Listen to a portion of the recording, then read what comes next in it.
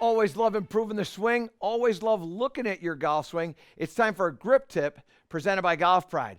We go over here to the big board, and we're going to take a look at Scott's golf swing. Now, here's the deal. What Scott's doing in his golf swing, you're doing in your golf swing.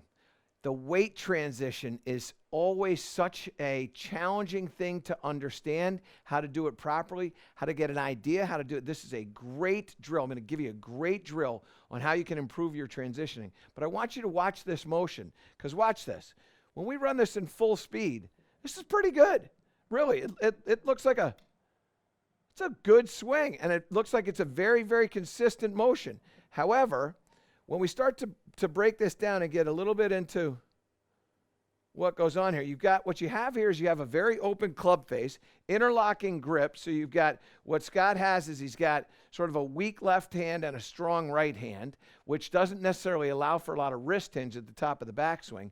And though he's made a pretty good turn, not a lot of mobility. I don't see a lot of setting of the wrist. It's not overly excessive in any of this stuff. So pretty good position right here. I would just love to see that face in a slightly different position. But that's not the problem. The problem is this. When he starts to bring the club down, he starts chucking the club because this club face is open and he's a pretty good athlete. So he's trying to figure out how to make this work. A little over the top and a little bit of a chuck. And now all of a sudden what happens is that when he gets into the impact position, you can see how he's chucking that club right there. Now the club face is wide open right here. And now he's got to try to time that up, and so he's now shooting that. Now his right hand is really working hard. So his impact position when he comes into this is shaft leaning backwards, which means what's happening here is you're adding a lot of trajectory to your golf ball and not a lot of distance. Oh, by the way, a lot of effort to that golf swing. And so what we need to understand, Scott, is this. You got to transfer the body properly. You got to use the weight correctly. You got to make sure you're making a motion that looks aesthetically pleasing, okay? And, by the way, doesn't hurt yourself. This looks like, watch this next position. This looks like this, and I'm not making fun. I'm just trying to show you. And this is what everybody looks like. This is what you're looking like. This is why you're struggling with your game and consistency in the strike, because you've thrown all that, and right over here, there's no movement to that trail foot.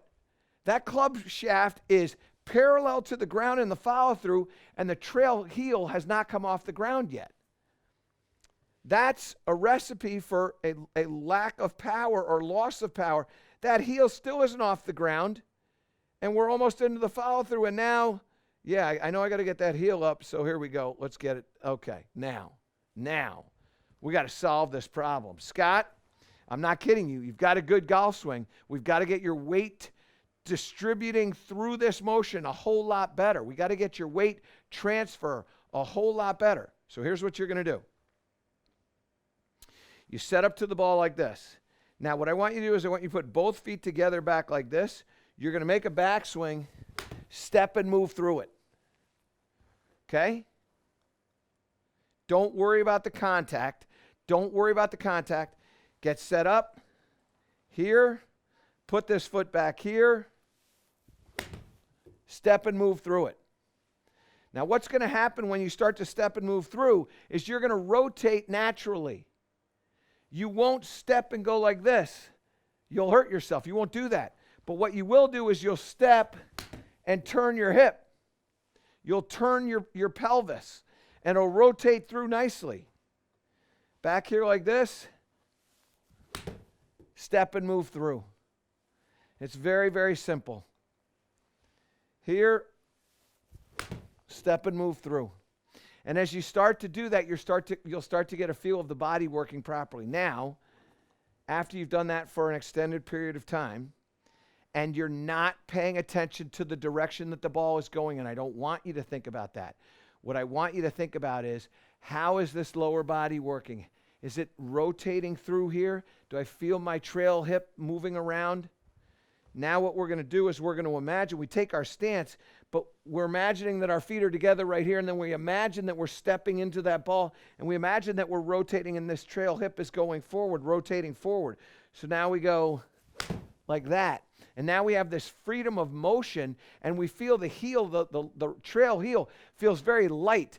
The body on the weight on the right foot feels very, very light. And as you start to do that, what you're going to find is an effortless motion that's got power in it, that you're not working to get. It just kind of happens because you're using the body properly. What I will also tell you, Scott, is make sure you strengthen up that lead grip, because you know what? We need to get that club face a little bit more square, and as you start to do that, it'll get that much easier, all right? That's our grip tip presented by Golf Pride.